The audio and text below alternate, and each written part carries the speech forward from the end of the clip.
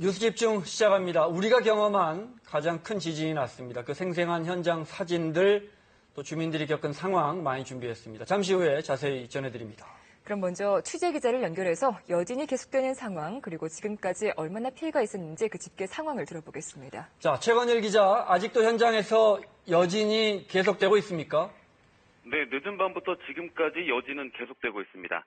어제 규모 5.1과 5.8의 강한 지진이 두 차례나 발생했던 경북 경주 인근에서는 3시 현재까지 모두 258차례의 여진이 이어지고 있습니다.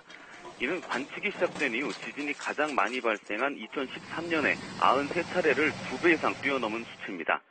이미 규모 5.8의 관측사상 가장 강한 지진을 겪은 시민들은 밤새 계속되는 여진으로 두려움에 떨어야 했습니다. 어제 자정까지 모두 91차례의 여진이 집중적으로 발생했고 새벽에 들어서면서부터 시간당 10여 차례로 발생 빈도는 다소 줄었지만 아직도 멈추지는 않았습니다. 대부분 규모 2에서 3 사이에 비교적 작은 흔들림이었지만 규모 3에서 4의 여진이 13회, 규모 4 이상의 큰 여진도 한 차례 있었습니다. 규모는 작지만 여진이 계속 이어지고 있어서 피해 우려도 있을 텐데요. 여진이 언제까지 이어질까요? 네, 여진이 이렇게 계속되는 이유는 어젯밤 두 차례의 지진이 강했기 때문인데요.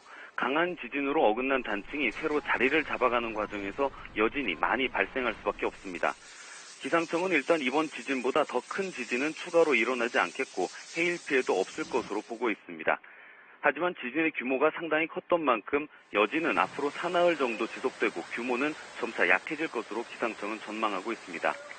한편 어제 경주에서 발생한 규모 5.8의 강진으로 지금까지 14명이 부상하고 516건의 재산 피해가 발생한 것으로 공식 집계됐습니다. 부상자 가운데 6명은 치료 후 귀가했고 8명은 현재 입원 중인데 입원 환자 중 4명은 골절상을 입었다고 국민안전처는 전했습니다. 이 밖에 시설 피해 신고도 잇따라 건물 균열 140건, 도로 균열 62건, 차량 파손 34건 등의 재산 피해도 발생했습니다. KBS 뉴스 최건일입니다.